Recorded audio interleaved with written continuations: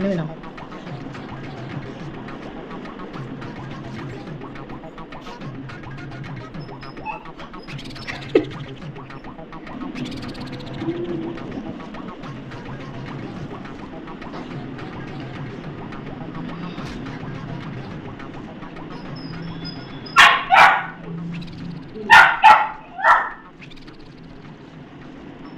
ஏய், அங்க உட்காந்து குழச்சினா வந்துருமா?